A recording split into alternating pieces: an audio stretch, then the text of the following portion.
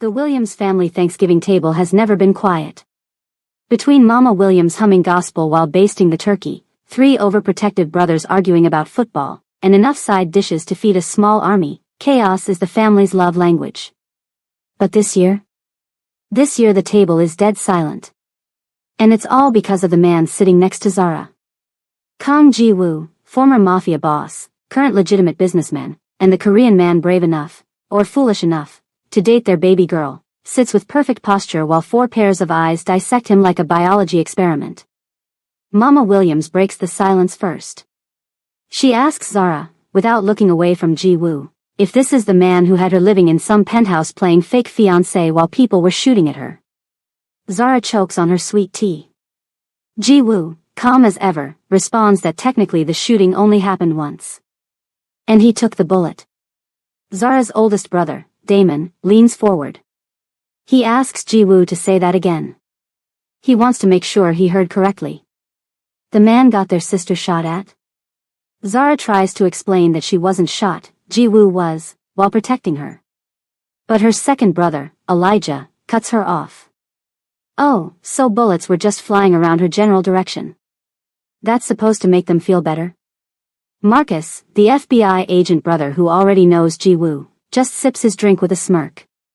He's enjoying watching the man who once commanded Seoul's most powerful crime syndicate sweat under Mama Williams' gaze. Then Mama Williams asks the question that makes Ji-woo's blood run cold. She wants to know what his intentions are with her daughter. Ji-woo opens his mouth to answer, but before he can speak, the front door bursts open. And everything goes straight to hell. Wait, who just walked through that door? And why does Zara look like she's seen a ghost?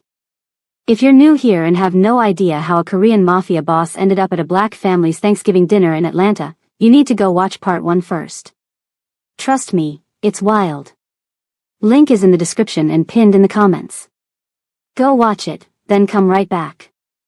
And while you're at it, hit that subscribe button and turn on notifications so you never miss the drama. Now, let's rewind a bit and see how we got to this mess. 3 days before Thanksgiving, Ji-woo was pacing his Seoul penthouse like a caged tiger. Min-jun, his right-hand man, watched with barely concealed amusement as his boss, a man who had stared down rival gang leaders without flinching, was completely unraveling over a family dinner. Ji-woo stopped pacing to ask Min-jun what Korean families bring when meeting the in-laws. Min-jun reminded him that Zara's family wasn't Korean. Ji-woo said he knew that, he wasn't stupid. Then he asked what American families expected. Southern American. Black Southern American. Was there a protocol? Should he bring gifts? What kind? How many? Min-jun suggested he just be himself. Ji-woo stared at him like he'd suggested jumping off a bridge. Be himself? He ran a crime syndicate for 10 years.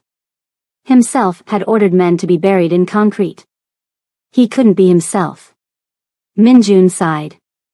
Perhaps a heavily edited version of himself, then. Zara video called at that exact moment. When Ji-woo answered, she immediately noticed the panic in his eyes. She asked if he was okay because he looked like someone threatened his life. Ji-woo said meeting her family felt worse than death threats, at least with death threats he knew what to expect. Zara laughed so hard she snorted, which only made Ji-woo's heart squeeze with affection. She really was the most chaotic, beautiful woman he'd ever met. She told him to relax. Her family didn't bite. Well, Damon might. And Elijah definitely would if provoked. And Mama Williams had a very specific look that could make a grown man cry. But besides that, totally fine. Ji-woo asked if it was too late to fake his own death. Zara grinned and told him she'd find him. She always did. The flight to Atlanta was 14 hours of Ji-woo reviewing what he called Williams family intelligence files. He had Min-jun compile dossiers on every family member. Zara discovered this when she glanced at his tablet and saw her mother's photo with bullet points underneath. She snatched the tablet. Did he do background checks on her family? Ji-woo defended himself. He liked to be prepared. Zara scrolled through the file in disbelief. He had her mother's church schedule, her pie recipes, and her voting record. Ji-woo pointed out that Patricia Williams made excellent sweet potato pie. He needed to know these things. Zara didn't know whether to be furious or impressed. She settled on both. She told him to delete it. All of it. He was meeting her family as her boyfriend, not conducting a hostile takeover. Ji-woo looked genuinely confused. He asked what the difference was. Zara dropped her head into her hands. She was in love with a lunatic. Ji-woo's voice softened. He said he just wanted them to like him. That was all. He'd never had to impress anyone's family before. His marriage to So-yeon was arranged. No one cared if he was likable, just powerful. But Zara's family? They loved her. They protected her long before he came along. He needed them to know he'd do the same. Forever. Zara's irritation melted. She took his hand and told him they would see it. They'd give him hell first because that's what the Williams family did, but they'd see his heart eventually. Ji-woo asked how long, eventually, usually took. Zara considered the question. Her last boyfriend, it took 4 years and they still didn't like him. Ji-woo asked what happened to that guy. Zara's expression flickered with something complicated. She said that was a story for another time. Ji-woo filed that information away. He didn't like the look on her face. There was history there, and not the good kind. They landed in Atlanta on Tuesday evening. Zara's childhood home was a beautiful brick house in a tree-lined neighborhood, warm light spilling from every window. Before they even reached the porch, the front door flew open. Mama Williams stood there, arms crossed, wearing an apron that said, "Lord, give me strength," with a wine glass printed underneath. She was a tall, elegant woman with silver-streaked natural hair, sharp eyes that missed nothing, and the kind of presence that commanded respect. She looked at Ji-woo from head to toe. Then back up. Then at Zara. She asked if this was him. The Korean Mafia? Ji-woo opened his mouth to clarify that he was no longer in the Mafia, he was a legitimate businessman now. Mama Williams held up one hand and he immediately went silent. She said she didn't recall asking him to speak. Then she turned to Zara and said they'd talk later. For now, he could come inside. But if he thought fancy suits and good looks would distract her from the fact that her baby got shot at on his watch, he had another thing coming. She turned and walked inside. Zara whispered to Ji-woo that it went better than expected. Ji-woo asked how that could possibly be considered good. Zara pointed out that her mother let him inside the house. Last time she brought someone home, he had to wait on the porch for 2 hours. Inside, the Williams home was everything Ji-woo's childhood wasn't. Warm, cluttered with family photos, smelling of cinnamon and something savory. Children's drawings hung on the fridge. A well-worn Bible sat on the coffee table. Laughter echoed from somewhere deeper in the house. Ji-woo felt like an alien encountering human life for the first time. Damon appeared first. 34, built like a linebacker, with a shaved head and a security company t-shirt stretched across his massive chest. He didn't offer a handshake. He just stared. Ji-woo stared back. He'd faced down men with guns. He refused to be intimidated by a very large, very angry older brother. Damon asked if Ji-woo was the one who had his sister living in a bulletproof apartment. Ji-woo confirmed. Damon asked if he was the one who got her involved in a gang war. Ji-woo specified it was a family dispute, not a gang war. Damon asked if bullets were involved. Ji-woo admitted there were. Damon said that was a gang war where he came from. Elijah came down the stairs next. 31, a lawyer, wearing glasses and a Howard University sweatshirt. He looked friendlier than Damon until he opened his mouth.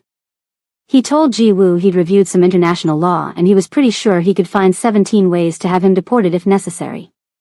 Zara shouted Elijah's name in exasperation. He shrugged and said he was just being thorough. Ji-woo respected thoroughness, didn't he? Marcus entered from the kitchen, beer in hand, grinning like this was the best entertainment he'd had in years. He reminded his brothers that he already threatened Ji-woo's life once in Seoul and he seemed appropriately terrified. Damon said Marcus didn't count because he used government resources. This was personal. Mama Williams' voice rang out from the kitchen, telling her sons to stop terrorizing the man and let him breathe. They'd have plenty of time to interrogate him properly at dinner. Ji-woo looked at Zara with slight panic. Properly sounded ominous. Zara patted his arm and told him to pace himself because they hadn't even gotten to the aunties yet. The aunties arrived Wednesday afternoon. 4 of them. Each more opinionated than the last. Aunt Beverly inspected Ji-woo like a prized horse, walking around him in a full circle. She declared that he was pretty but asked if he was sturdy. Zara almost passed out. Ji-woo, somehow maintaining composure, confirmed that he was sturdy. Aunt Denise asked how much money he made. Zara tried to intervene, but Ji-woo answered calmly that he was comfortable. Aunt Denise asked how comfortable, condo comfortable or private island comfortable. Ji-woo admitted he owned an island. All 4 aunties exchanged looks. Aunt Patricia, the quiet one, finally spoke. She said money was nice but she wanted to know if he'd be faithful. Their niece deserved a man who'd keep his vows. The room went quiet. Everyone knew Aunt Patricia's husband had cheated on her for years. The question carried weight. Ji-woo's answer was simple and direct. He said he'd spent 32 years building walls to keep people out. Zara broke through every single one. He'd burned down everything he owned before he let anything, or anyone, come between them. The aunties were silent. Then Aunt Beverly declared that she liked him. He was dramatic. She appreciated that. The chaos continued through Wednesday night. Ji-woo learned to play spades, badly, which resulted in Damon calling him a liability and refusing to be his partner ever again. He tried Mama Williams' sweet potato pie and made the mistake of saying it was acceptable, which resulted in a 30-minute lecture on appreciating culinary excellence. But slowly, something shifted. When he helped clear the dishes without being asked, Mama Williams gave him a small nod. When he sat patiently while the youngest niece braided his hair into tiny, terrible sections, Elijah cracked his first genuine smile. When he discussed security protocols with Damon and actually impressed him with his knowledge, the ice began to thaw. By Wednesday night, Ji-woo had almost relaxed. Almost. Then Thanksgiving morning arrived, and with it, the complication no one expected. Okay, Ji-woo is actually surviving. But I know y'all saw that door burst open at the beginning. The chaos hasn't even started yet. Hit that like button if you're loving this story, and drop a comment telling me which Williams family member is your favorite so far. Now let's get back to the drama because it's about to get messy. Zara was in the kitchen helping Mama Williams with the collard greens when her phone buzzed. Unknown number. She ignored it. It buzzed again. And again. Finally, Mama Williams told her to answer the thing before it gave them both a headache. Zara answered. The voice on the other end made her stomach drop. Damn, Zara. You really thought you could ghost me forever? The voice belonged to Terrence Mitchell. Her ex-boyfriend of 4 years. The reason she left Atlanta for Seoul in the first place. Zara stepped out of the kitchen, her voice low and tense. She asked how he got her number. Terrence laughed. He still had friends in her mama's church. They were worried about her, dating some foreign gangster. They thought maybe Terrence could talk some sense into her. Zara told him to lose her number and hung up. But the damage was done. Her hands were shaking. She hadn't thought about Terrence in over a year. She'd worked hard not to. The manipulation, the gaslighting, the way he'd slowly isolated her from everyone who loved her, it had taken her years to recognize it as abuse.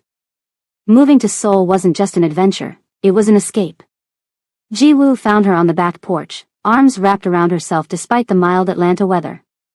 He asked what was wrong. Zara tried to brush it off, saying it was nothing, just an old ghost. Ji-woo sat beside her and said he knew something about ghosts. They only had power if you let them stay hidden. Zara was quiet for a long moment. Then she told him about Terrence. How they'd dated through college. How charming he was at first. How the control started slowly, comments about her clothes, her friends, her ambitions. How by the end, she didn't recognize herself anymore. Ji-woo's jaw tightened with every word. When she finished, his voice was dangerously calm. He asked where Terrence was now. Zara recognized that tone. She told him no. Whatever he was thinking, no. She didn't need him fighting her battles. Terrence was in the past. Ji-woo said men like that don't stay in the past. They circle back. They always think they have a claim. Zara told him this was different. She was different now. Stronger. She had her family, her life, and she had him. Terrence couldn't touch any of that. Ji-woo took her hand. He said if Terrence ever came near her, he wouldn't need to do anything illegal. He'd simply destroy the man financially, socially, and professionally until he had nothing left. All perfectly legal. Zara laughed despite herself. She told him he was terrifying and she loved him. Ji-woo kissed her forehead. He said he loved her too, and that meant her enemies were his enemies. What neither of them knew was that Terrence was already on his way. And he wasn't coming alone. Thanksgiving dinner was set for 4 in the afternoon. The table was immaculate. Mama Williams didn't play when it came to presentation. Turkey, ham, mac and cheese, greens, cornbread, sweet potatoes, green beans, and 3 different pies covered every inch of available space. The family gathered, and for the first time, Ji-woo actually felt something close to belonging. Damon had stopped glaring. Elijah was explaining Korean business law with genuine interest. Marcus was teaching Ji-woo's southern slang, which resulted in him very seriously telling Aunt Beverly that her pie was bussin', which made her laugh until she cried. They were about to say grace when the doorbell rang. Mama Williams looked confused. Everyone who was supposed to be here was already present. Damon went to answer it. The voice that drifted back made Zara's blood freeze. Mrs. Williams. Happy Thanksgiving. I know I'm unexpected, but I was in the neighborhood and I thought. Zara was on her feet before she could think. She rounded the corner to see Terrence Mitchell standing in her mother's doorway, holding a bottle of wine and wearing his most charming smile. He was handsome in that conventional way, clean-cut, well-dressed, the kind of man mothers usually loved. But that was before they knew what he really was. What Zara didn't expect was the man standing behind Terrence. Younger, maybe mid-20s, with sharp features and cold eyes that seemed strangely familiar. Terrence's smile widened when he saw her. There she was. His Zara. She looked good. Really good. He tried to step forward, but Damon's massive arm blocked the doorway. Damon said Terrence wasn't invited. Terrence should leave. Terrence laughed, that easy manipulative laugh Zara remembered too well. He said he and Zara had history. Surely the Williams family wouldn't turn away an old friend on Thanksgiving? Mama Williams appeared, her expression stone cold. She said Terrence stopped being a friend to this family when she found out how he treated her daughter. He needed to leave her property before she called the police. Terrence's smile faltered but didn't disappear. Fine, he said. He'd leave. But his friend needed to deliver a message first. The young man behind Terrence stepped forward, and that's when Ji-woo appeared in the hallway. The recognition was instant, and devastating. Ji-woo said the name like a curse. Soo-hyun. The young man smiled, and suddenly Zara saw it, the resemblance.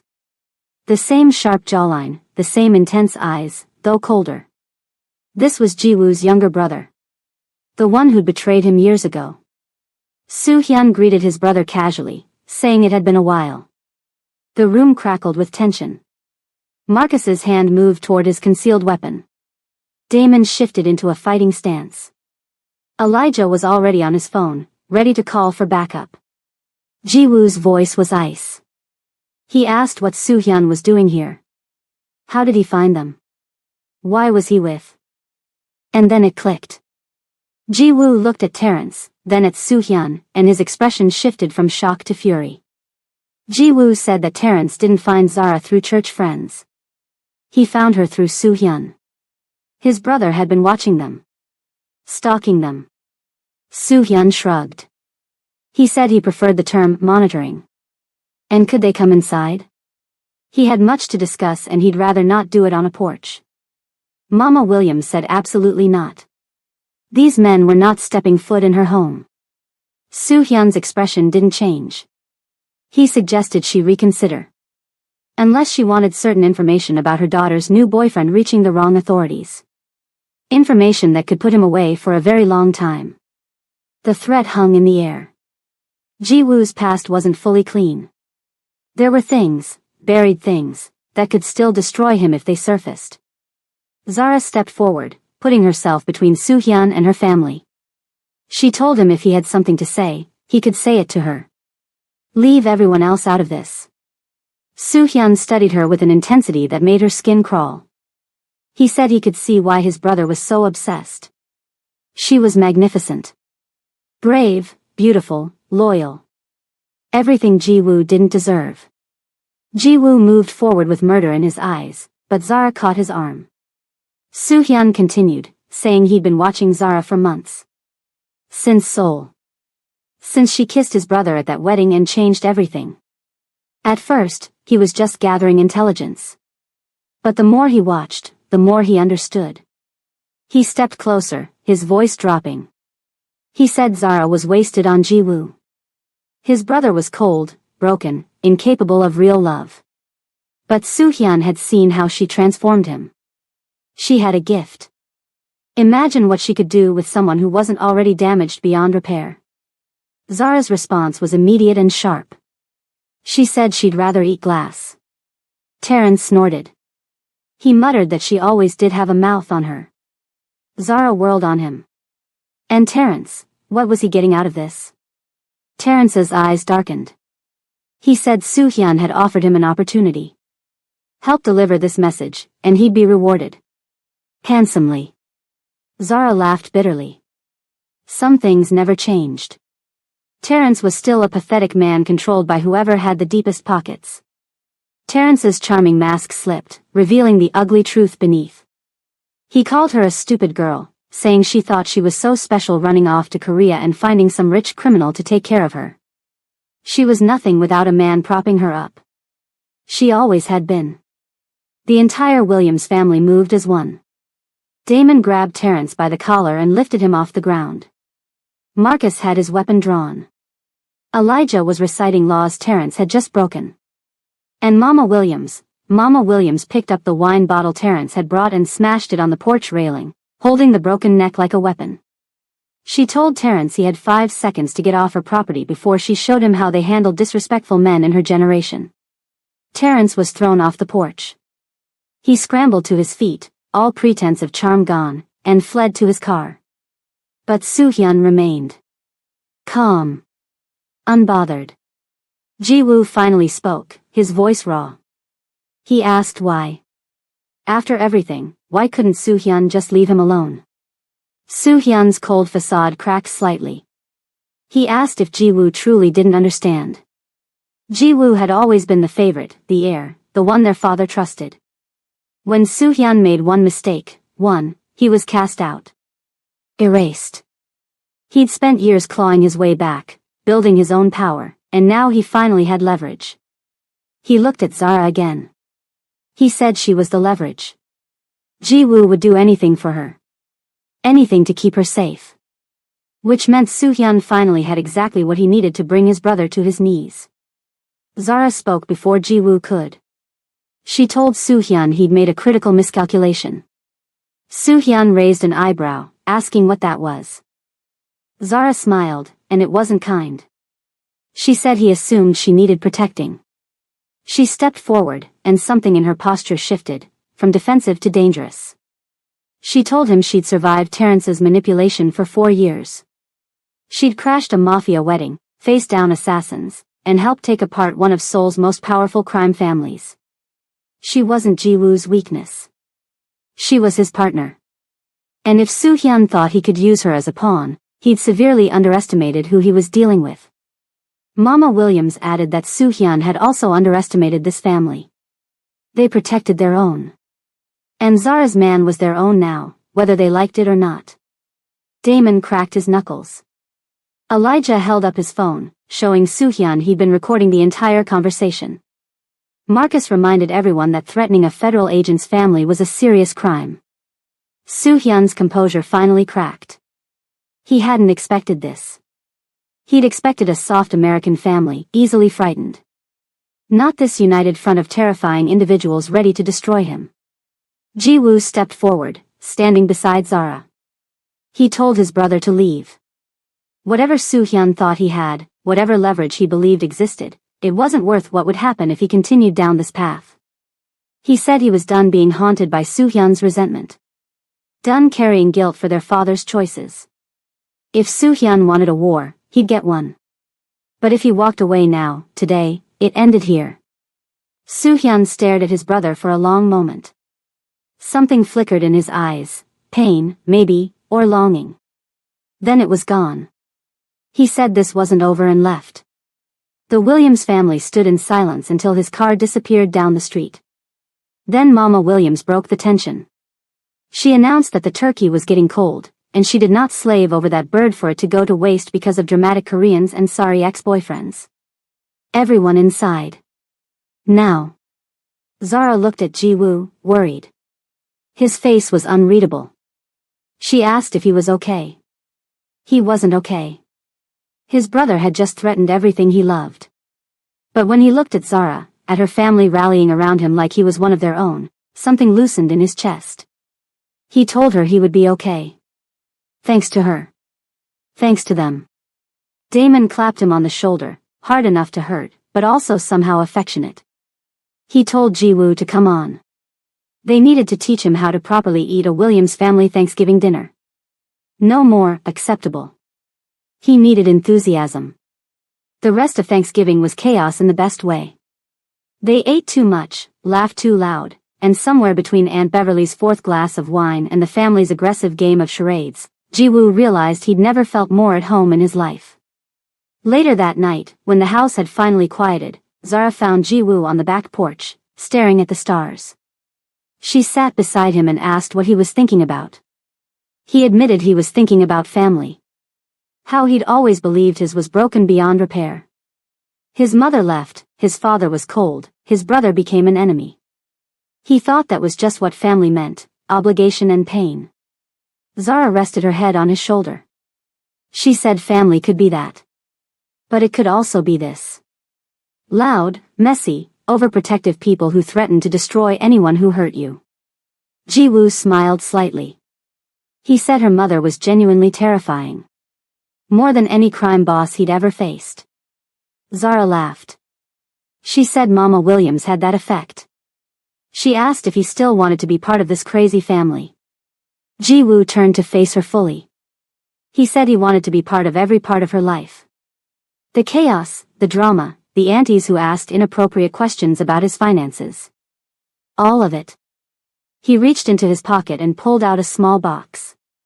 Zara's eyes went wide. She started to say his name, but he stopped her. He said he knew he'd given her a promise ring before. He knew they said they'd wait, let things develop naturally. But nearly losing everything today made him realize he was done waiting. He opened the box. Inside was a stunning ring, a black diamond surrounded by smaller stones, unique and bold, exactly like her. He said this wasn't a proposal. Not yet. Her mother would kill him if he proposed without asking her blessing first, and honestly, that woman terrified him more than his own past. Zara laughed through sudden tears. He continued, saying this was an upgrade. From a promise to a commitment. He was telling her, and himself, and everyone who tried to come between them, that this was permanent. She was his future. If she'd have him. Zara looked at the ring, then at him. She asked if he was really asking her to be his forever, on her mama's back porch, at 11:30 at night, after the most dramatic Thanksgiving in Williams family history. Ji-woo considered this. He admitted when she said it like that, it did seem very on brand for their relationship. Zara grabbed his face and kissed him. Hard. When she pulled back, she was grinning through tears. She said yes. Obviously yes. Always yes. Ji-woo slid the ring onto her finger. It fit perfectly. From inside the house, they heard Aunt Beverly's voice shouting that she knew something was happening on that porch. She demanded details immediately. Zara groaned. She said they'd never have peace, not with her family. Ji-woo pulled her close. He said he didn't want peace. Peace was boring. He wanted this, love that was messy and complicated and worth fighting for. Zara kissed him again. She said she loved him. He said